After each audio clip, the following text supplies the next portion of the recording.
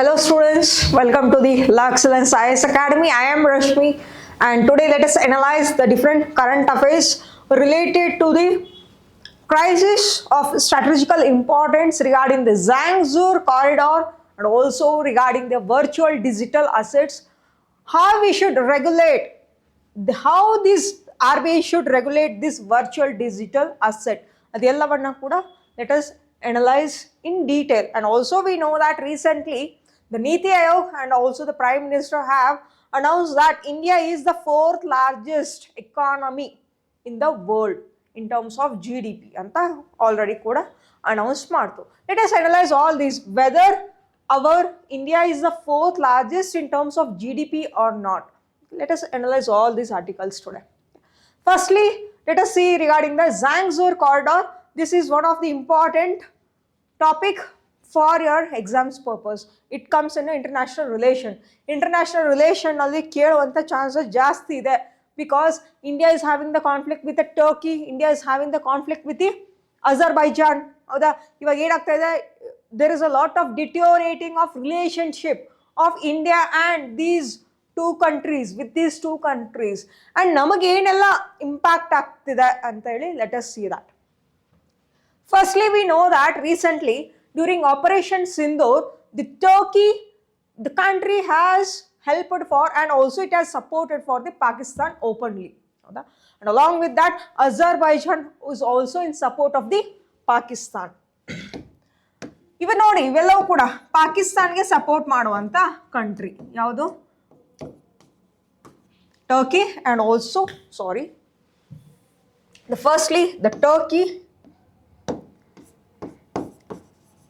it is in support with the Pakistan and also this is supporting the Pakistan as well. Why both are supporting the Pakistan is because the Turkey is a brotherhood for the Pakistan. ಯಾಕಂದ್ರೆ the same religious thoughts, ideologies ಗಳಿರ್ತದೆ and also it is a brotherhood for the Pakistan ಅಂತ ಗೊತ್ತಿದೆ. And Turkey ಅರ್ಮೇನಿಯಾಗೆ ಬರಲ್ಲ. These are the enemy countries and Armenia is the enemy for the Azerbaijan. Yeah, ಫ್ರೆಂಡಿನ friend ಏನಾಗ್ತಾನೆ ಇವಾಗ ಶತ್ರು. Okay, ಶತ್ರು ಏನು ಅಂದ್ರೆ ಮಿತ್ರ ಆಗ್ಬಿಟ್ರು. Okay, Turkey and Azerbaijan they both are friends, ಇಬ್ರು ಕೂಡ friends, but there is enemy for both this country. The common enemy is Armenia. Okay, ಇವಾಗ ನೋಡಿ Russia, this is the border of the Russia. Russia ಮತ್ತೆ Azerbaijan are the enemy countries. Okay, ಒಂದಕ್ಕೊಂದು ಆಗ್ಬರಲ್ಲ. But Russia is a friend for the Armenia. Russia is supporting the Armenia. Why? Because Azerbaijan, there is a conflict regarding the border issue with the Russia. ಅದಕ್ಕೆ ಏನು ಮಾಡ್ತಿದೆ, Russia is supporting for the Armenia. Why? Because both these countries are enemy countries. Both these are having the conflict regarding the border issues. That is why ಏನು ಅಂತಂದ್ರೆ Russia is in favor or it is a friend with the Armenia. And Armenia ಜೊತೆ ಯಾರು friend ಆಗಿದ್ದೀವಿ ಅಂತಂದ್ರೆ India.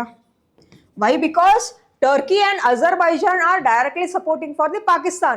ಪಾಕಿಸ್ತಾನ್ಗೆ direct ಆಗಿ support ಮಾಡ್ತಿದೆ ಅಂದ್ರೆ ನಾವೇನ್ ಮಾಡ್ತಾ ಇದ್ದೀವಿ, we are helping, we are in favour for the Armenia ಅಂತ ನಮಗೆ ಆಲ್ರೆಡಿ ಇವಾಗ ಗೊತ್ತಾಗ್ತಾನೆ ಬಂದಿದೆ. ಇನ್ನ ಏನು ಕಾನ್ಫ್ಲಿಕ್ಟ್ ಅಂತಂದ್ರೆ ರೀಸೆಂಟ್ ಆಗಿ ಏನು ಅಂದ್ರೆ ಈ Zhangzhou ಕಾರಿಡಾರ್ನ Zhangzhou corridor was being established by the Azerbaijan. Let me tell you historically. Okay, ಏನಾಗ್ತದೆ ಅಂತಂದ್ರೆ in order to trade the goods from Azerbaijan to Turkey, ಯಾಕಂದ್ರೆ ಇವೆರಡು ಕೂಡ ಫ್ರೆಂಡ್ ಅಲ್ವಾ. ಇವಾಗ ಮಿಡಲ್ ನಲ್ಲಿ ಯಾವ್ದಿದೆ, ಅರ್ಮೇನಿಯಾ ಇದೆ. it is a very serious discussion that ತುಂಬಾ ಏನಾಗ್ತದೆ, it is difficult to trade directly from Azerbaijan to Armenia, from Armenia to Turkey, because it is a enemy country for Azerbaijan. ಕಷ್ಟ ಆಗ್ತದೆ ಇಲ್ಲ trading ಮಾಡೋದಕ್ಕೆ from directly to Turkey ಅಂತ ಹೇಳಿ. In in Baku, this is the capital. ಬಾಕುನಲ್ಲಿ ಏನ್ ಮಾಡ್ತಾ ಇದೆ ಅಂತಂದ್ರೆ Azerbaijan from Baku till here, this is the corridor, this is the land corridor and also railway corridor that it is establishing for trading purpose with the Turkey. Azerbaijan ಇಂದ ಹಿಡಿದು Turkey ವರೆಗೂ ನೋಡಿ, this is the corridor that is being constructed by the Azerbaijan for trading purpose. ಇದು land corridor, road corridor as well as railway corridor ಕೂಡ ಅದು. Here ಏನ್ conflict ಅಂತಂದ್ರೆ, ಝ್ಯಾಂಗ್ಝೋರ್ conflict ಏನಿದೆ ಅಂತಂದ್ರೆ, ಸಿ ಹೋ ದಿಸ್ ನಾಕಿಚಿಯನ್, ಓಕೆ, ನಾಕ್ಚಿಯನ್ ಅಂತ ಒಂದು ಪ್ಲೇಸ್ ಇದೆ. This is the autonomous, okay, place. This autonomous territory that is belongs to the Azerbaijan. Okay, this territory Nakhchivan anta heli, that is already under the hands of the Azerbaijan ಮುಂಚೆಯಿಂದನೂ ಇದೆ. But ಇವರು ಇಲ್ಲಿಗೂ ಕೂಡ trading ಮಾಡಬೇಕು. They also wanted to do trading with the Turkey also. ಹೌದಾ? Now there is a issue regarding this corridor here, the grey colour. This is where it is a conflict here. Direct trading ಮಾಡ್ಲಿಕ್ಕೆ ಬರೋಲ್ಲ. That is why what it is doing, in order to do the trading now, the Azerbaijan is constructing the corridor. As I told you, this is the corridor. And here, this Zangezur corridor, that belongs to the Armenia. ಇದೆ ಅಲ್ವಾ ಇದು corridor, ಇದು ಅರ್ಮೇನಿಯಾಗೆ ಸಂಬಂಧಪಟ್ಟಿದ್ದು. ಈ ಝ್ಯಾಂಗ್ಝೋರ್ corridor ಮುಂಚೆ ಯಾರು under ಇತ್ತು ಅಂದ್ರೆ ಅಜರ್ಬೈಜಾನ್ ಅಂಡರ್ ಇತ್ತು. Okay, this was under the hands of Azerbaijan during many ancient era. But during the first Nagorno and Karabakh region ಅಂತ ಇದೆ. ಓಕೆ, ಈ ನಾಗೋರ್ನೋ ಅಂಡ್ ಕಾರಾಬಕ್ ರೀಜನ್ದು ಒಂದು ವಾರ್ ಆಯಿತು between Armenia and Azerbaijan. Due to the Nagorno and Karabakh region war between Azerbaijan and Armenia, this Zangezur corridor was given as a gift by the Russia because it was still a Soviet Union. Soviet ಅಂತನೇ ಕರಿತಿದ್ವಿ 1920s time ನಲ್ಲಿ. ಹೌದಾ? Zangezur corridor, it was been given by the Russia. ಯಾಕಂದ್ರೆ this was belong to the Russia during that time. ಅದಕ್ಕೆ ಏನು ಮಾಡ್ತು ಅಂದ್ರೆ they have given that place for the Armenia. ನೋಡ್ಕೊಳ್ಳಿ ಅಂತ ಹೇಳಿ ಕೊಟ್ಟಿದ್ದಾರೆ. But now the Azerbaijan is, what it is doing? It is constructing the corridor here in this region. This corridor is having the length of 43 kilometers. 43 kilometers. ನೋಡಿ, ಇದು ಇದೆ ಅಲ್ವಾ, ಇದು 43 kilometers ಇದೆ. And along with this is where the conflict started because it is still under the hands of Armenia. This border is still under the hands of Armenia. But the Azerbaijan, or what they are doing, they are already constructing the corridor. Already most 90% of the corridor has been constructed. Railways, road ಆಗಿರಬಹುದು, corridor ಆಗಿರಬಹುದು, and railway corridor ಆಗಿರಬಹುದು, already construction ಮಾಡಿದೆ. Now the conflict here is that Iran and Azerbaijan recently both had a joint military operation. Iran and Azerbaijan recently both had a military operation. Iran has given the sanction, Iran has given the permission for the Azerbaijan to construct the corridor here also. But Armenia ಅವರು ಕೊಟ್ಟಿಲ್ಲ. That is the issue regarding this. Okay. And also there was a peace accord, peace agreement between Armenia and Azerbaijan. ಇಲ್ಲಿ ಯಾರು ಒಂದು middle ಅಲ್ಲಿ ಒಂದು ಯಾರು ಸಪೋರ್ಟಿಗೆ ಬಂದಿದ್ರು ಅಂದ್ರೆ the Russia. In front of the Russia, the Armenia and Azerbaijan took the peace accord also during after the war. But ಏನು ಅಂತಂದ್ರೆ ಆ ನಾಗೋರ್ನೋ ಮತ್ತೆ ಕಾರಾಬಕ್ ರೀಜನ್ ಇದೆ here. Nagorno and Karabakh region here. This is the issue. Nagorno and Karabakh region nalli most of the people, they are predominantly from the Armenia. Armenian na tumba ಜನರು ಏನು ಅಂದ್ರೆ ಈ ಒಂದು ಪ್ಲೇಸ್ ನಲ್ಲಿ, ಈ ಒಂದು territory called as Nagorno Karabakh ಒಂದು region ಅಲ್ಲಿ ತುಂಬಾ ಜನರು ಇದ್ದಾರೆ. Armenia is telling that this is our region because most of the people who are residing there, they are from the Armenia itself. Okay? That is why this is a conflict. But Azerbaijan ಏನು ಮಾಡ್ತು during second Nagorno ಅಥವಾ second Karabakh war that was been held in 2020 ನಲ್ಲಿ Karabakh war ಆಯಿತು between the Armenia and Azerbaijan. ಅವಾಗ ಏನು ಅಂದರೆ this Nagorno region was under the hands of Azerbaijan itself. But now the issue is regarding the Zangezur corridor. See how it is impacting on India.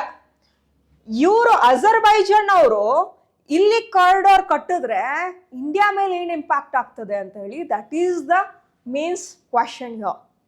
ಒಂದು ಏನು ಅಂತಂದ್ರೆ we have already built the India and we have already built the Chabahar port.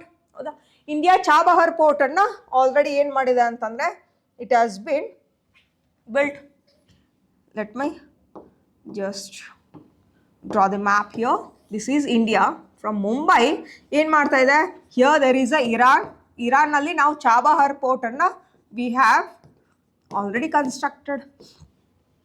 ಹೌದಾ? This is for a trading purpose. For trading of goods, we have constructed the corridor from Mumbai to Chabahar port.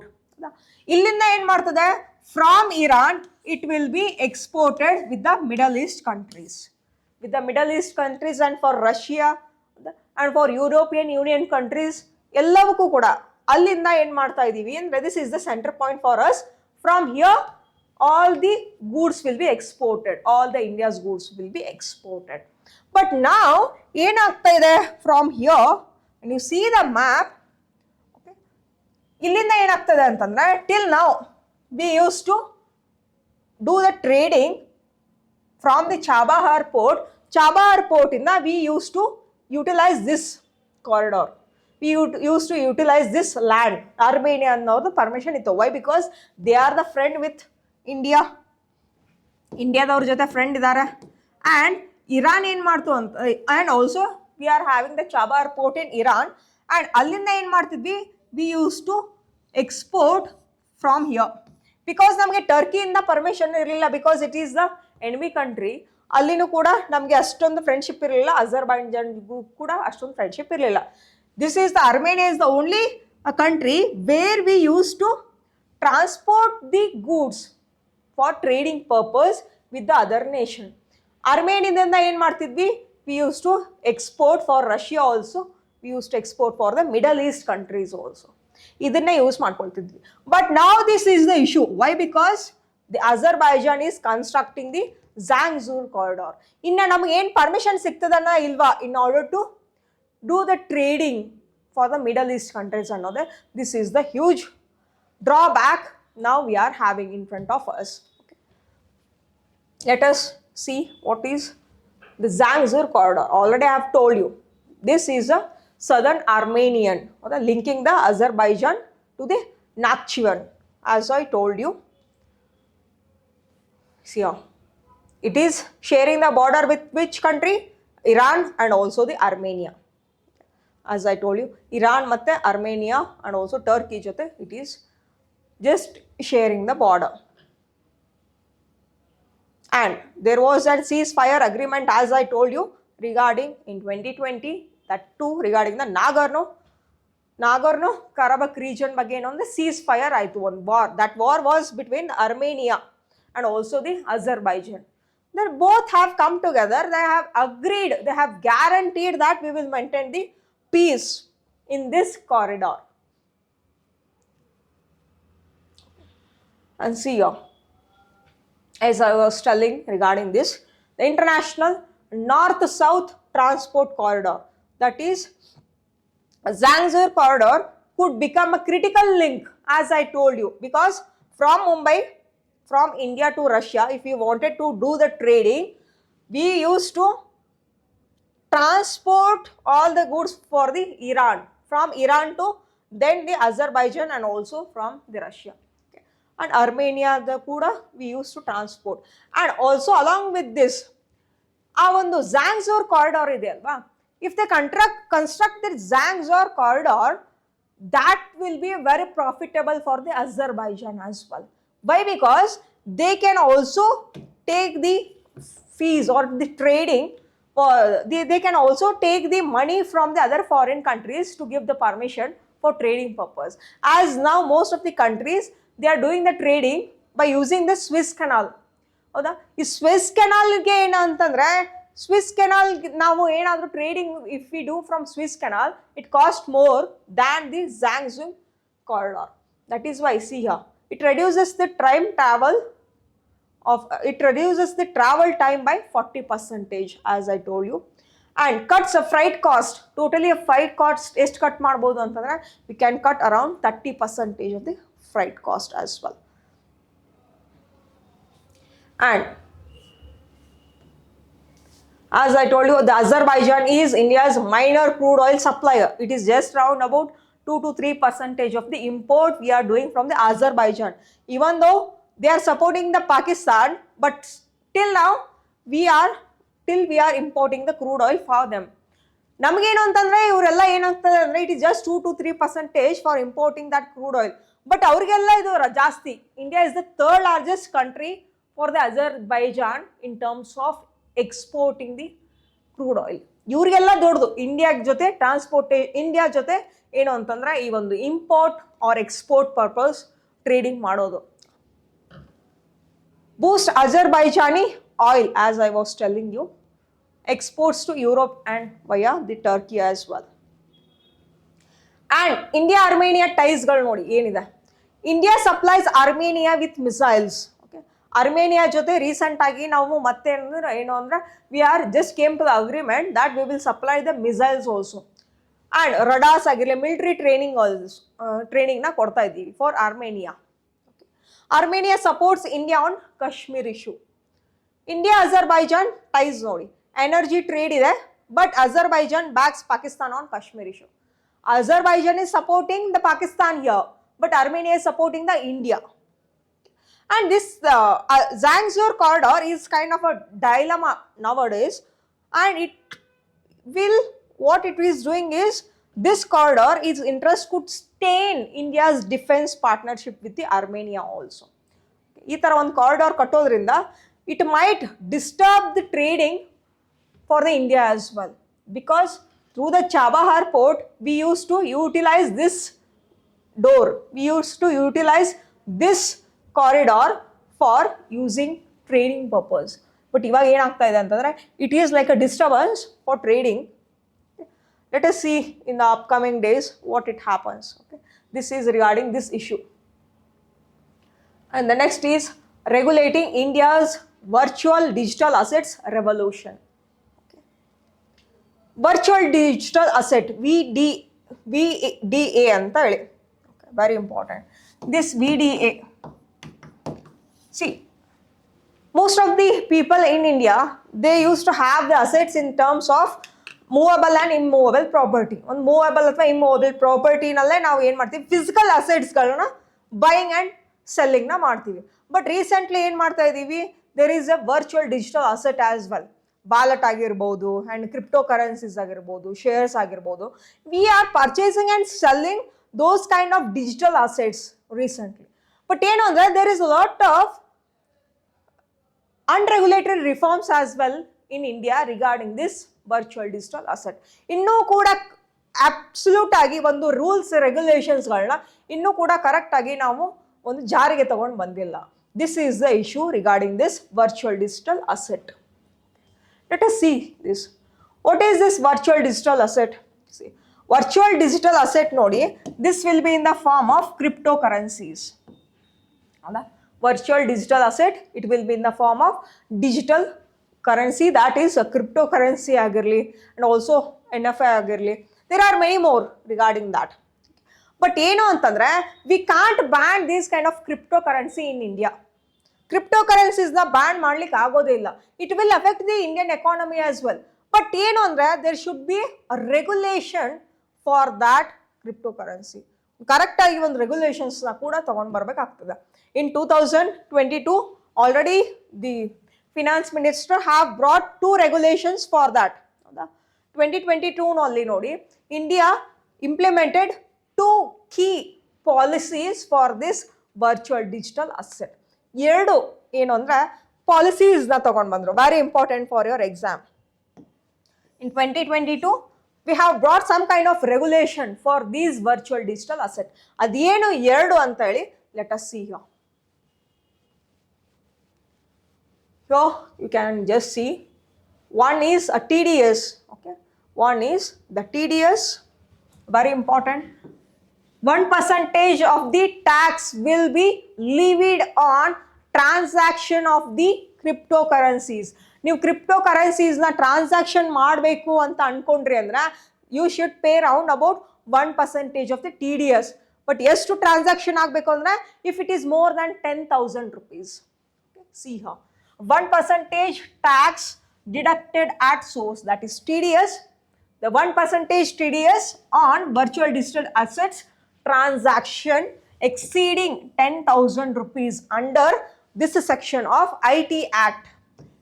IT Act 1961 ಅಡಿಯಲ್ಲಿ, okay, IT Act 1961 ಅಡಿಯಲ್ಲಿ ಒಂದು section ಇದೆ. ಆ section name ಏನು ಅಂದರೆ section 194. Yes, okay. Under this section, if there is any transaction in a ಕ್ರಿಪ್ಟೋಕರೆನ್ಸಿಯಲ್ಲಿ ನೀವೇನಾದರೂ transaction ಮಾಡಿದ್ರಿ ಅಂತಂದರೆ ನೀವು ಏನು ಅಂದರೆ 1% TDS ಡಿಡಕ್ಟ್ ಆಗ್ತದೆ ಅಂತ ಹೇಳಿ. ಇನ್ನೊಂದಿದೆ, ನೆಕ್ಸ್ಟ್ ಕೀ ಪಾಯಿಂಟ್ ನೋಡಿ. If you gain returns, okay, if you gain profit of several, ಯಾವುದೋ ಒಂದು ಎಷ್ಟೋ ಒಂದು ಪ್ರಾಫಿಟ್ ತೊಗೊಂಡಿದ್ದೀರಾ ಅಂತ ತಿಳ್ಕೊಳ್ಳಿ, from that cryptocurrency, then you should pay around about 30% of the taxes in that profit. ಆ ಪ್ರಾಫಿಟ್ನಲ್ಲಿ 30% ಆಗಿ ಟ್ಯಾಕ್ಸ್ನ ಕಟ್ಟಲೇಬೇಕಾಗ್ತದೆ. 30% of the capital gains tax under this section which disallows loss offsetting. ನೋಡಿ, ನೀವೇನಾದರೂ ಇವಾಗ ಒಂದು ಕ್ರಿಪ್ಟೋಕರೆನ್ಸಿನ ಬೈ ಮಾಡಿದ್ದೀರಾ, if you want to sell that, ಆ ಸೆಲ್ ಮಾಡಿದಾಗ ನಿಮ್ಗೆ ಏನಾಗ್ತದೆ, ಪ್ರಾಫಿಟ್ ಬರ್ತದೆನಾ, ಆ ಪ್ರಾಫಿಟ್ನಲ್ಲಿ 30% of the tax will be deducted under this IT Act for your cryptocurrency. Okay, ಈ ಥರ ಕ್ಯಾಪಿಟಲ್ ಗೇನ್ಸ್ ಟ್ಯಾಕ್ಸ್ ಅಂತ ಕರಿತೀವಿ for that. Okay, these are the 2 key provisions have been implemented under the IT Act. ನೀವೇನಾದರೂ ಕ್ರಿಪ್ಟೋಕರೆನ್ಸಿಯಲ್ಲಿ ನೀವು transaction ಮಾಡೋದಾಗಿರಲಿ ಅಥವಾ buying and selling ಮಾಡೋದಾಗಿರಲಿ ಅಂತಂದರೆ you should follow these rules. Okay, ಈ ಥರ ಇರ್ತದೆ. But are these 2 regulations are effectively implemented and is there any transparency in that? No. Till ನಾವು ಏನು ಅಂತಂದರೆ ಟ್ರಾನ್ಸಾಕ್ಷನ್ ಎಲ್ಲ ಆಗ್ತಾಯಿದೆ, ಬಟ್ ಏನು ಅಂದರೆ ಇಂಡಿಯಾನಲ್ಲಿರುವಂಥ ಈ ಕ್ರಿಪ್ಟೋಕರೆನ್ಸೀಸ್ ಮೇಲೆ ಅಥವಾ ಕಂಪ್ನೀಸ್ ಮೇಲೆ ಏನು ಅಂತಂದರೆ most of the Indians are not investing the money because of 30% of the huge taxes. ಅದ ಪ್ರಾಫಿಟ್ನಲ್ಲಿ 30% ಟ್ಯಾಕ್ಸ್ ಕಟ್ಟಬೇಕು ಅಲ್ವಾ? ಅದಕ್ಕೆ ಏನಾಗ್ತದೆ ಅಂದರೆ the Indians they are going and they are just investing that money in other international cryptocurrencies. ಏನು ಮಾಡ್ತಾರೆ ಅಂತಂದರೆ they might, if any of the person wanted to go for abroad for education purpose ಆಗಿರ್ಬೋದು, for job purpose ಆಗಿರ್ಬೋದು, ಆ ಒಂದು ದುಡ್ಡನ್ನು ಏನು ಮಾಡ್ತಾರೆ ಅಂದರೆ that money, certain money will be investing that money in international cryptocurrencies in different foreign companies. ಅಲ್ಲಿ ಏನಾಗ್ತದೆ, ಅವ್ರಿಗೆ ಈ ಥರ ಒಂದು 30% ಟ್ಯಾಕ್ಸ್ ಉಳಿತಾಯ ಆಗ್ಬಿಡ್ತು. ಹೌದಾ? ಈ ಥರ ಆಗ್ತದೆ. ಅದು ಏನಾಗ್ತದೆ ಅಂತಂದರೆ all the black money, okay, money laundering ಅಂತ already we have studied in the various previous classes. Money laundering ಅಂದರೆ ಏನು? Converting black money into white money. ಈ ಬ್ಲ್ಯಾಕ್ ಮನಿನ ಕ್ರಿಪ್ಟೋಕರೆನ್ಸಿನಲ್ಲಿನೂ ಕೂಡ ಇನ್ವೆಸ್ಟ್ ಮಾಡ್ತಾ ಇದ್ದಾರೆ. ಓಕೆ, ಆ್ಯಂಡ್ ಇದಕ್ಕೆ ರೆಗ್ಯುಲೇಷನ್ಸ್ ಕೂಡ ಬಂದಿದೆ. But these regulations are not enough for mitigating this money laundering. Money ಲಾಂಡ್ರಿಂಗ್ನ ಕಡಿಮೆ ಮಾಡಲಿಕ್ಕೆ ಅದನ್ನ ಹೋಗ್ಲಾಡ್ಸೋಕ್ಕೆ ಈ ಥರ ಬರೀ 2 ರೆಗ್ಯುಲೇಷನ್ಸ್ಗಳಿದ್ರೆ ಸಾಲೋದೇ ಇಲ್ಲ. ಬಟ್ ಏನು ಮಾಡಬೇಕು ಅಂದರೆ ಈ ಬ್ಲ್ಯಾಕ್ ಮನಿ ಇದ್ದವ್ರು ಏನು ಮಾಡ್ತಾರೆ ಅಂತಂದರೆ ಥ್ರೂ ದ ಸೆವರಲ್ ಮೀನ್ಸ್, ಬೇರೆ ಬೇರೆ ಮೀನ್ಸ್ಗಳಿದೆ already, there are different parts. Hawala transaction ಆಗಿರ್ಬೋದು, offshore or shell companies ಮೂಲಕ ಆಗಿರ್ಬೋದು, ಕ್ಯಾಸಿನೋಸ್ಗಳಾಗಿರ್ಬೋದು, ವಿತ್ ಅದರ್ ಮೀನ್ಸ್ ಅವ್ರು ಏನು ಮಾಡ್ತಾರೆ ಅಂದರೆ ಈ ಬ್ಲ್ಯಾಕ್ ಮನಿ ಇರುವಂಥ ಇಂಡಿಯಾದಲ್ಲಿರುವಂಥ ದುಡ್ಡನ್ನು ಬೇರೆ ಒಂದು ದಾರಿಯಿಂದ, ಬೇರೆ ಮಾರ್ಗದಿಂದ ಅದನ್ನು ಟ್ರಾನ್ಸ್ಪೋರ್ಟ್ ಮಾಡ್ತಾರೆ ಫಾರ್ ವೇರಿಯಸ್ ಕಂಟ್ರೀಸ್ನಲ್ಲಿ. ಅಲ್ಲಿ ಏನು ಮಾಡ್ತಾರೆ ಅಂದರೆ ಆ ಕಂಟ್ರಿನಲ್ಲಿರುವಂಥ ಕ್ರಿಪ್ಟೋಕರೆನ್ಸೀಸ್, ಆ ಕಂಟ್ರಿನಲ್ಲಿರುವಂಥ ಕಂಪ್ನೀಸ್ ಮೇಲೆ ಏನು ಅಂದರೆ ಕ್ರಿಪ್ಟೋಕರೆನ್ಸೀಸ್ ಒಳಗಡೆ ಏನು ಮಾಡ್ತಾರೆ ಅಂದರೆ they will invest the money, and when they get their profit they will show it as a white money. Okay, ಇಂಡಿಯಾಗೆ ಬಂದಾಗ ಅದು ವೈಟ್ ಮನಿ ಆಗ್ತದೆ and they will just pay the taxes also for that.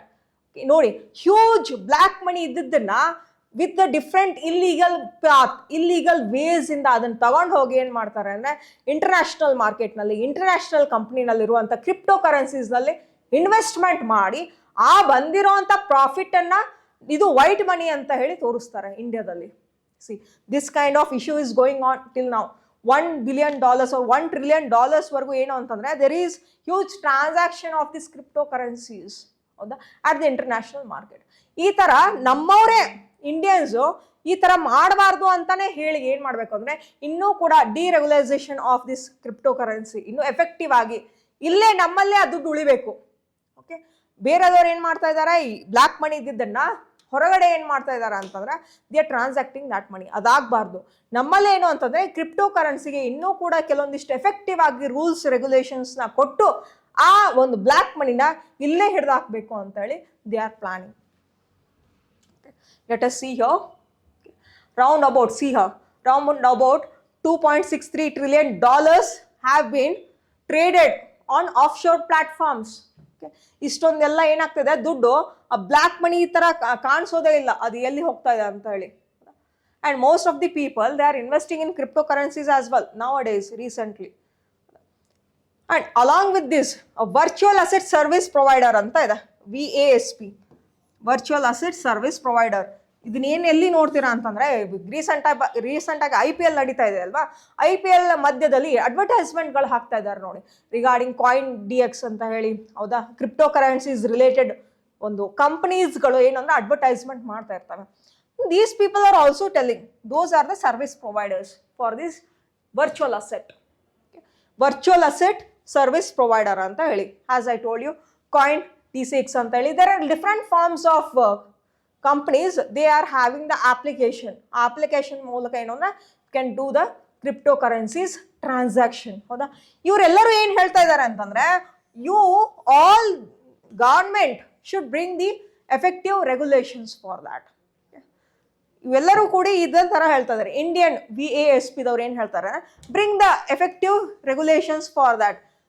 ಆಮೇಲೆ ಏನಾಗ್ತದೆ, ನೀವು effective ಆಗಿ rules ರೆಗ್ಯುಲೇಷನ್ಸ್ನ ಮಾಡಿದ್ರಿ ಅಂತಂದರೆ ಆ ದುಡ್ಡು ಏನಾಗ್ತದೆ, ಇಂಡಿಯಾದಲ್ಲೇ ಉಳ್ಕೊಳ್ತದೆ. Okay, it is not the investors, the Indian investors, they will not just do the trading with the foreign nations there. ಆ ದುಡ್ಡು ಇಲ್ಲೇ ಉಳ್ಕೊಳ್ಳಿಕ್ಕೆ ನೀವು ಎಫೆಕ್ಟಿವ್ ಆಗಿ ಇಂಪ್ಲಿಮೆಂಟ್ ಮಾಡ್ಕೊಳ್ಳಿ, ಎಫೆಕ್ಟಿವ್ ಆಗಿ ರೂಲ್ಸ್ ರೆಗ್ಯುಲೇಷನ್ಸ್ನ ತೊಗೊಂಡು ಬನ್ನಿ ಅಂತ ಹೇಳ್ತಾ ಇದ್ದಾರೆ. That is what regarding the VASP here.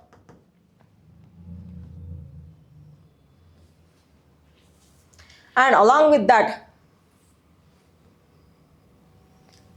see, all the VASP, virtual asset service providers, should follow the rules and regulations given for them as a instruction ಆಗಿ ಏನೇನೇ ಕೊಟ್ಟಿರಲಿ ಅದೆಲ್ಲ ರೂಲ್ಸ್ಗಳನ್ನು ಅವ್ರು ಫಾಲೋ ಮಾಡಲೇಬೇಕು, ಚಾಚು ತಪ್ಪದೆ. ಆ್ಯಂಡ್ ಅಲಾಂಗ್ ವಿತ್ ದ್ಯಾಟ್, ಆ ಒಂದು crypto ಕರೆನ್ಸೀಸ್ನಲ್ಲಿ ನೋಡಿ, transaction ಮಾಡೋವಾಗ if the source is illegal, ಆ ಸೋರ್ಸ್ ಒಂದು ಇಲ್ಲೀಗಲ್ ಆಗಿತ್ತು ಅಂದರೆ there are several watchdogs for that. Okay, for that money laundering. ಯಾವುದು ಅಂತಂದರೆ FATF ಅಂತ ಇದೆ, ಫಿನಾನ್ಷಿಯಲ್ ಇಂಟೆಲಿಜೆನ್ಸ್. FATF ಅಂದರೆ FATF. Okay, let me write down here. Okay, here financial action task force. Financial action task force ಇದೆ because this will investigate regarding the source of that money. And there is FIU, Financial Intelligence Unit of India. The Financial Intelligence Unit ಕೆಲಸ ಏನು, it will detect the source, it will investigate the source, it will give the intelligence report regarding the source. ಈ ದುಡ್ಡು ಎಲ್ಲಿಂದ ಬಂತು, what is the source for that, ಅದೆಲ್ಲವನ್ನ report ನೀಡೋರು ಯಾರು, FIU. and also FATF is a international platform. Okay. These are all the watchdog. They have kept the eyes in the cryptocurrencies as well. Trading alla agovaga. Okay. In a framework alla ಏನು ತಗೊಂಡು ಬರಬೇಕು ಅಂತಂದ್ರೆ, as I told you, where tax is levied without meaningful regulation. Tax ಆಗ್ತಲ್ವಾ, 1% TDS ಆಗಿರಲಿ, 30% capital gains tax ಆಗಿರಲಿ, ಇದೆಲ್ಲ ಏನು ಅಂದರೆ ಮೀನಿಂಗ್ಫುಲ್ ಆಗಿ ಒಂದು ರೆಗ್ಯುಲೇಷನ್ಸ್ಗಳಲ್ಲ ಇದು. It should have those kind of regulation should be balanced and also it should have a pragmatic and future proof regulatory framework. And ಇನ್ನೊಂದೇನು ಅಂತಂದರೆ ನೆಸೆಸರಿಯಾಗಿ ಒಂದು ಎಫೆಕ್ಟಿವ್ ಇಂಪ್ಲಿಮೆಂಟೇಷನ್ ಪಾಲಿಸೀಸ್ನ ಮಾಡಿ. ಬರೀ ಈ ಥರ ಟ್ಯಾಕ್ಸ್ನ ಹಾಕಿದ್ರೆ ಏನಾಗ್ತಾರೆ, ಈ ಥರ ತುಂಬ ಇಂಡಿಯಾದಲ್ಲಿ ಟ್ಯಾಕ್ಸ್ ಹಾಕ್ತಾ ಹೋದ್ರೆ ಏನು ಮಾಡ್ತಾರೆ, ಜನರು ಆ ಇರುವಂಥ ದುಡ್ಡನ್ನು ಏನು ಮಾಡ್ತಾರೆ, ಹೊರಗಡೆ ತೊಗೊಂಡು ಹೋಗ್ತಾರೆ. That money will B scent outside the India, ಅಲ್ಲಿ ಪ್ರಾಪರ್ಟಿ ಮಾಡ್ತಾರೆ. ಅದಕ್ಕೆ ಇಂಡಿಯಾಗೆ ಲಾಸ್ ಆಗ್ತದೆ. ಅದಕ್ಕೆ ಏನಂದರೆ ಎಫೆಕ್ಟಿವ್ ಆಗಿ ಇನ್ನೂ ರೆಗ್ಯುಲೇಷನ್ಸ್ ತೊಗೊಂಡು ಬನ್ನಿ. These regulations whatever till now have implemented, this is not effective rightly ಅಂತ ಹೇಳ್ತಾ ಇದ್ದಾರೆ. Okay, this is regarding this article. Okay, now the next is regarding India's rise to fourth largest economy, believes per capita reality. Okay, recently ಏನು ಅಂತಂದ್ರೆ ನೀವು ನೋಡ್ತಾನೆ ಬಂದಿದ್ದೀರಾ in your current affairs nalli that India is a fourth largest economy in the world in terms of GDP anta neevu nodtane bandidare recent agi. Niti Aayog also announced this one, but ಏನು ಅಂತಂದ್ರೆ official agi innu kuda release agilla. Okay, let us see that. We know that what is meant by GDP. It is the calculation for the national income. ಹೌದಾ, national income ಅನ್ನ calculate ಮಾಡೋಕೆ one of the classification, one of the type we are using is GDP has one. There is GDP ಆಗಿರಲಿ, GNP ಆಗಿರಲಿ, NDP ಆಗಿರಲಿ, NNP ಆಗಿರಲಿ, there are different forms here. But when we compare the economy of one country, that country's economy will be differentiated, or it is compared with the other country's national income only in terms of GDP. ಬೇರೆ ಬೇರೆ ದೇಶದ ಆದಾಯಗಳನ್ನು ನಾವು ಯಾವುದರಲ್ಲಿ calculate ಮಾಡ್ತೀವಿ ಅಂತಂದ್ರೆ only in terms of GDP we will calculate the national income. ಈ ಥರ national ಇನ್ಕಮ್ನ calculate ಮಾಡೋಕೆ GDPಯನ್ನು ಯೂಸ್ ಮಾಡ್ತೀವಿ. ಇವಾಗ Indian GDP, Japan GDP, USA, UK, ಈ ಥರ ನಾವು ಏನು ಮಾಡ್ತಾ ಇದ್ದೀವಿ ಅಂದರೆ we will calculate the national income only at the GDP level for comparing purpose. But ಇಲ್ಲಿ ನೋಡಿ, GDP forecast or estimate by the country of 2025 according to the IMF. IMF ಪ್ರಕಾರ ಏನು ಅಂತಂದ್ರೆ the first in terms of GDP ಯಾವುದಿದೆ throughout the global level ಅಂದ್ರೆ it is United States.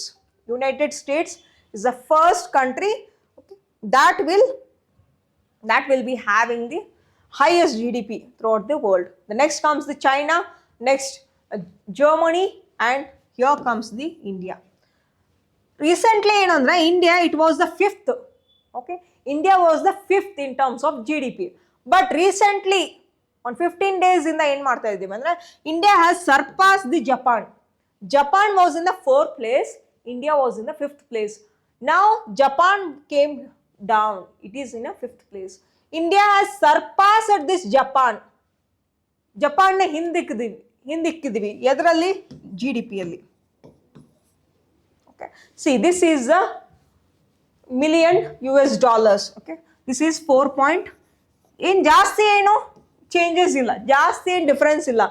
C ಎಷ್ಟು difference ಇದೆ ಅಂದರೆ 4187, 4186.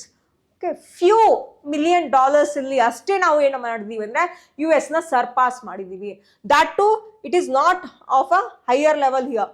ತುಂಬ ಜಾಸ್ತಿ ಒಂದು ಡಿಫ್ರೆನ್ಸ್ ಏನು ಕೂಡ ಇಲ್ಲ ಇಲ್ಲಿ. ಓಕೆ, ತುಂಬ ಕಡಿಮೆನೇ ಇದೆ. ಬಟ್ ಏನು ಅಂದರೆ we have surpass the Japan ಅಂತ ಹೇಳಿ the Niti Aayog has already told. Okay, but IMFನವ್ರು ಏನಂದಿದ್ರು, by the end of 2025, okay, by the end of 2025ನಲ್ಲಿ ಏನು ಅಂದರೆ ಇಂಡಿಯಾ ವಿಲ್ ಸರ್ಪಾಸ್ ಅಂತ ಹೇಳಿದರು. But India it is calculated GDP.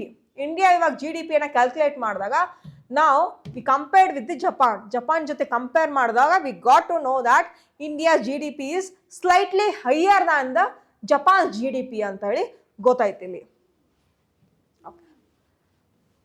Along with that, okay, ಇವಾಗ this whatever this value is there, that is in the terms of nominal exchange rate.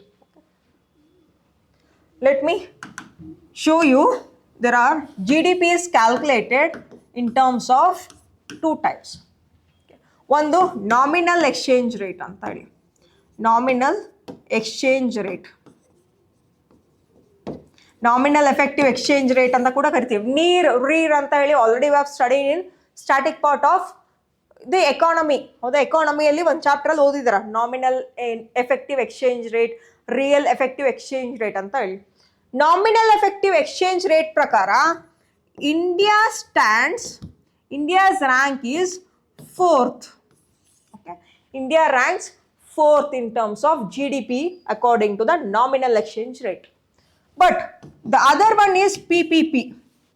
The other one is PPP. The other type is in terms of purchasing power parity. Okay, purchasing power parity. Purchasing power parity, PPP. ಮತ್ತೆ PPP ಅಂತಂದ್ರೆ public private partnership ಅಂತ ತಿಳ್ಕೊಳ್ಬೇಡಿ. Okay, PPP ಅಂತಂದ್ರೆ GDP ಪ್ರಕಾರ purchasing power parity ಅಂತ ಹೇಳಿ. Purchasing power parity ಪ್ರಕಾರ India ranks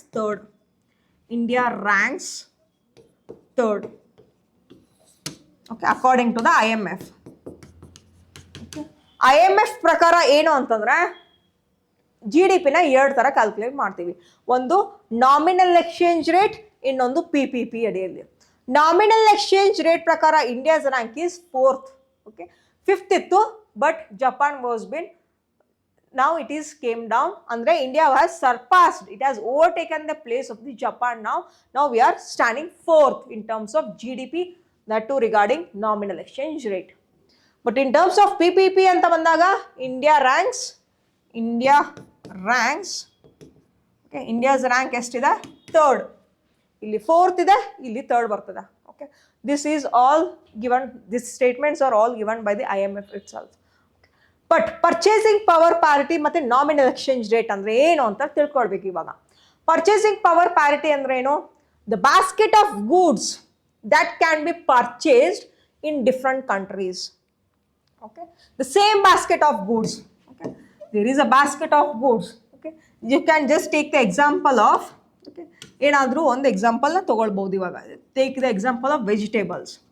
okay, the same ವೆಜಿಟೇಬಲ್ಸ್ನ ತೊಗೊಂಡಾಗ ಆರ್ ಎನಿ ಆಫ್ ದೀಸ್ ಗೂಡ್ಸ್ನ ತಗೊಂಡಾಗ ಹಿಯರ್ ಇಂಡಿಯಾದಲ್ಲಿ ಏನಾಗ್ತದೆ, if it is 400 rupees, USA ನಲ್ಲಿ ಏನಾಗ್ತದೆ ಅದೇ same vegetables, that basket it might be just 200 rupees ಆಗಿ ಕನ್ವರ್ಟ್ ಮಾಡಿದೆ.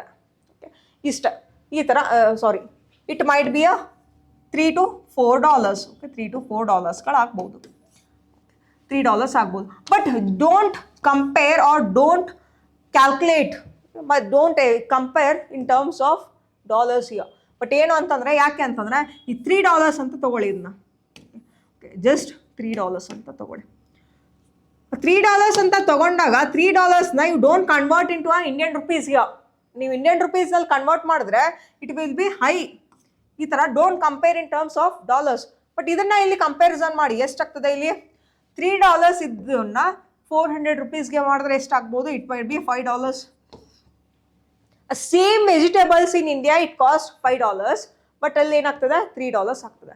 ನಮ್ಮ ಇಂಡಿಯನ್ಸ್ ಅಲ್ಲಿ ಹೋಗಿ NRI ಆಗಿರ್ತಾರೆ, OC ಆಗಿರ್ತಾರೆ, ಅವರು ಇದನ್ನ ಕನ್ವರ್ಟ್ ಮಾಡಿದ್ರೆ ಅಲ್ಲಿ ಜಾಸ್ತಿ ಆಗ್ತದೆ.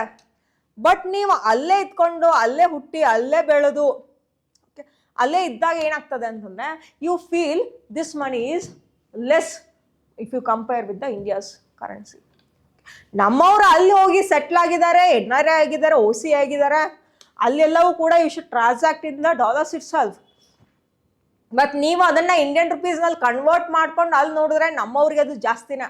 ಇಲ್ಲಿ $10 ಒಂದು ಟೀ ಬರ್ತದೆ, ಬಟ್ ಅಲ್ಲಿ $100 ಕನ್ವರ್ಟ್ ಮಾಡಿದ್ರೆ ಅದು ಟೀ ಅಷ್ಟಾಗ್ತದೆ. Okay, don't convert that money.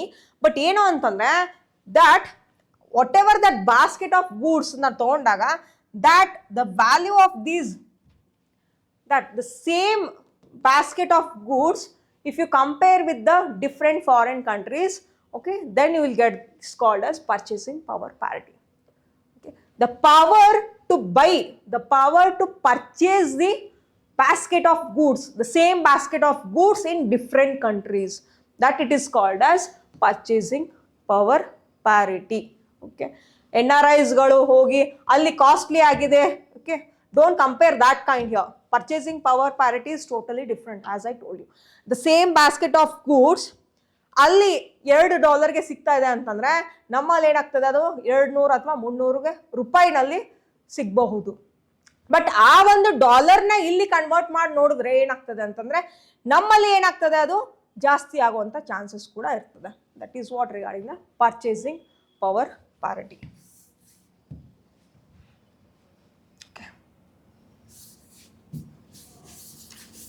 Let us discuss regarding the nominal exchange rate. What the nominal exchange rate tells about?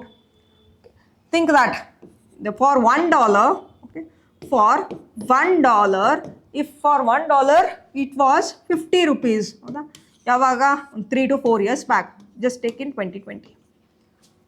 Now it is for $1, it is 85 rupees. $1 ಗೆ 2020 ನಲ್ಲಿ 50 ರೂಪಾಯಿ ಇತ್ತು, ಇವಾಗ 2025 ಏನಾಗಿದೆ 85 ರೂಪೀಸ್ ಆಗಿದೆ. ಎಷ್ಟು ಹೈಕ್ ಆಯಿತು ಇಲ್ಲಿ 35 ರೂಪೀಸ್ ಆಯ್ತಾ. ಇವಾಗ ಅವಾಗ $1 50 ರೂಪಾಯಿ ಆಗಿತ್ತು, ಇವಾಗ ಎಷ್ಟಾಗ್ತದೆ ಅದು $1 85 ಆಯಿತು. ನಾವು ಇಫ್ ಯು ಕನ್ವರ್ಟ್ $2 ತಗೊಳ್ಬೇಕು ಅಂತಂದ್ರೆ $2 ಪರ್ಚೇಸ್ ಮಾಡಬೇಕು ಅಂದ್ರೆ 100 ರೂಪೀಸ್ ಕೊಡ್ಬೇಕಾಗ್ತಿತ್ತು. ಹೌದಾ? ನಾವು see here if you convert that, ಅದೇ 100 ರೂಪೀಸ್ಗೆ ಎಷ್ಟು ಕೊಡ್ಬೇಕಾಗ್ತದೆ ಇವಾಗ 85 ರೂಪೀಸ್ ಅಂತಂದ್ರೆ ಇಟ್ ಈಸ್ $1.2 ಆಗ್ಬೋದು. ಹೌದಾ? $0.8 ನಮ್ಗೆ ಏನಾಯ್ತು ಲಾಸ್ ಆಯ್ತು ತಾನೆ. Okay, 0.8 now it is loss for us. ಹೌದಾ? That is called as nominal exchange rate here. The exchanging of rate at the nominal value with the hard currencies. It is called as nominal exchange rate. See here, okay. India in terms of nominal exchange rate ನಲ್ಲಿ USA ನೋಡಿ ಎಷ್ಟಿದೆ, okay 30 like million US ವರೆಗೂ ಇದೆ. ನಮ್ ನೋಡಿ ಬರೀ $4.187 million ಇಷ್ಟೇ ಇದೆ. If you convert in terms of this purchasing, per capita income, that also I will just teach you. Firstly, let us see the article. Let us see the article here. Right now, the India is announcing that we are the 4th largest economy in the global level anta helta ide. But the Japan is not agreeing for that. Japan is still telling that you are just calculating in terms of GDP. Okay. But you should also calculate in terms of per capita as well. GDP andre eno? The final value of goods and services that is produced within a country. ನಮ್ಮ ದೇಶದಲ್ಲಿ ಎಷ್ಟು goods and ಸರ್ವಿಸಸ್ಗಳನ್ನು ಒಂದು manufacture ಮಾಡ್ತಾ ಇದ್ದೀವಿ, ಅದರ ಒಂದು final ವ್ಯಾಲ್ಯೂನೇ ಏನಂತ ಕರಿತೀವಿ, GDP ಅಂತ ಕರಿತೀವಿ. ಹೌದಾ?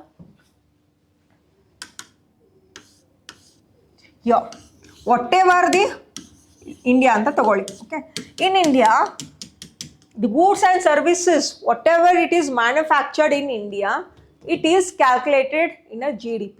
ಇಂಡಿಯಾದಲ್ಲಿ ಇವೆಲ್ಲವೂ ಕೂಡ ಏನಾಗಬೇಕು, ಮ್ಯಾನುಫ್ಯಾಕ್ಚರ್ ಆಗಬೇಕು. Okay, the final value of goods, and services provided, all this. ಇವಾಗ ಒಂದು ಪೆನ್ ತೊಗೊಳ್ಳಿ, ಈ ಪೆನ್ 100 ರೂಪೀಸ್ ಇದೆ ಅಂತಂದರೆ ಈ ಥರ different bands of pens will be there. ಇದು ಎಷ್ಟು ಆ ಒಂದು ಪೆನ್ ಫ್ಯಾಕ್ಟ್ರಿ ಎಷ್ಟು ಇದನ್ನು ಮ್ಯಾನುಫ್ಯಾಕ್ಚರ್ ಮಾಡಿದೆ, ಎಷ್ಟು ಕ್ವಾಂಟಿಟಿನಲ್ಲಿ ಮ್ಯಾನುಫ್ಯಾಕ್ಚರ್ ಮಾಡಿದೆ, ಮತ್ತು ಇದ್ರ ಪ್ರೈಸ್ ಎಷ್ಟು ಟೋಟಲಿ, ಅದ್ರ ಜೊತೆಗೆ this is just called a GVA. ಹೌದಾ? ಈ ಥರ there are different forms of goods. ಅದೆಲ್ಲ ಗೂಡ್ಸ್ಗಳನ್ನು ಕ್ಯಾಲ್ಕುಲೇಟ್ ಮಾಡಿ ಸರ್ವಿಸಸ್ಗಳನ್ನು ಕ್ಯಾಲ್ಕುಲೇಟ್ ಮಾಡಿ ನಾವು it is called as GDP. That year, ಆ ಒಂದು ಪರ್ಟಿಕ್ಯುಲರ್ ಇಯರ್ನಲ್ಲಿ ಎಷ್ಟು ಪ್ರೊಡಕ್ಷನ್ ಆಗಿದೆ ಗೂಡ್ಸ್ಗಳು, ಎಷ್ಟು ಸರ್ವಿಸಸ್ನ ಕೊಟ್ಟಿದ್ದೀವಿ, that all is calculated in GDP.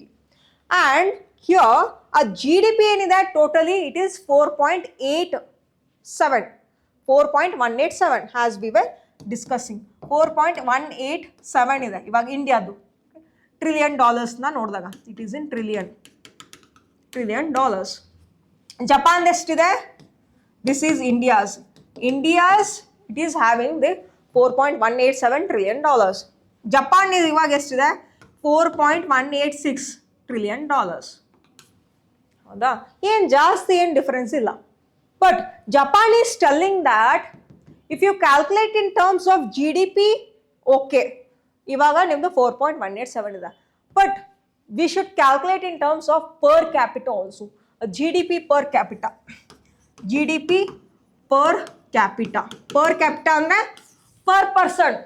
ನೀವು ಓವರ್ ಆಲ್ ನಿಮ್ಮ ಇಂಡಿಯಾ GDP ನೋಡಿದಾಗ ಇಷ್ಟು ಅಂತ ಹೇಳಿದ್ರೆ okay, but calculate in terms of per capita also. Some of the expert is telling that by rising this overall GDP, it is not effective. Okay, it is not helping the people. ನೀವು ಬರೀ ಏನು ಅಂತಂದ್ರೆ you are just concentrating on the economy here. Second rank, fifth rank ಇದ್ದಿದ್ದು fourth rank ಇದ್ದಿದ್ದು ಜರ್ಮನಿನ beet ಮಾಡಿ third ರ್ಯಾಂಕಿಗೆ ಹೋಗ್ಬೇಕಂತೇಳಿ ಬರೀ ಅಲ್ಲಿ ಕಾನ್ಸಂಟ್ರೇಷನ್ ಮಾಡ್ತಾ ಇದ್ದೀರಾ ಹೊರತು ಪರ್ ಕ್ಯಾಪಿಟಾ ನೋಡ್ತಾ ಇಲ್ಲ ನೀವು. ಪರ್ ಕ್ಯಾಪಿಟಾ ಅಂದ್ರೆ ಒಬ್ಬ ಪರ್ಸನ್ದು ಆದಾಯ ಎಷ್ಟಾಗ್ತದೆ ಇನ್ ಟರ್ಮ್ಸ್ ಆಫ್ GDP ಅಂತ ಹೇಳಿ. Okay, let us see that also.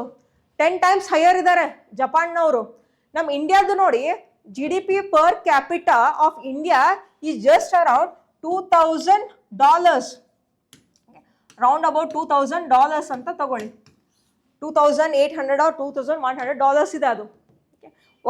ಒಂದು ತಲೆಗೆ ಅಂತ ಅಂದ್ರೆ ಒಂದು ಪರ್ಸನ್ಗೆ ಎಷ್ಟು ಇನ್ಕಮ್ ಇದೆ ಅಂದ್ರೆ $2,000+ ಅಷ್ಟೇ. ಬಟ್ ಜಪಾನ್ ಎಷ್ಟಿದೆ? $33,000. 10 ಪಟ್ಟು 11 ಪಟ್ಟು ಹೆಚ್ಚಾಯ್ತಲ್ಲಿ. ಅಂದರೆ ಅಷ್ಟು ರಿಚ್ ಇದ್ದಾರೆ ಅಲ್ಲಿ. Okay, when you calculate that. But ಒಂದು ತಲೆಗೆ ಅಂತ ನೀವು ತೊಗೊಂಡಾಗ ಎಷ್ಟಾಗ್ತದೆ? ಅದು ತುಂಬ ಕಡಿಮೆ ಇದು ಎಲ್ಲ. Okay, let us see that also here. Okay, India, the government of India should not concentrate only on the economy here, only in terms of GDP. It should also effectively implement the schemes, policies in order to increase the per capita also. Next class is there, okay. Per capita also. Okay, that is why I am telling that should also increase this. Okay, let us see here. Okay, Japan is already they have given in this article. Poland, Japan ಮತ್ತೆ ಇಂಡಿಯಾದ ಎಷ್ಟಿದೆ ಅಂತ ಹೇಳಿ we have already calculated. See, in terms of per capita ಅಂತ ತಗೊಂಡಾಗ, as I told you, India's per capita of GDP is 2,880. But ಚೈನಾದ್ ನೋಡಿ ಇಷ್ಟಿದೆ. And USA ಒಬ್ಬರು ಇಷ್ಟು ಗಳಿಸ್ತಾರೆ ಮಿನಿಮಮ್ ನೀವು ಡಿಸ್ಟ್ರಿಬ್ಯೂಟ್ ಮಾಡಿದಾಗ. Japan $33,000 here it is calculated. See, still we are low in terms of per capita. ಅದಕ್ಕೆ ಏನು ಅಂತಂದ್ರೆ, see, this is highest. Okay, and China also. You can just concentrate and you can just compare here. By this we will wind up the class. I hope you have just concentrated and also you have just learned these articles, and let us wind up the class and let us see you tomorrow. Thank you.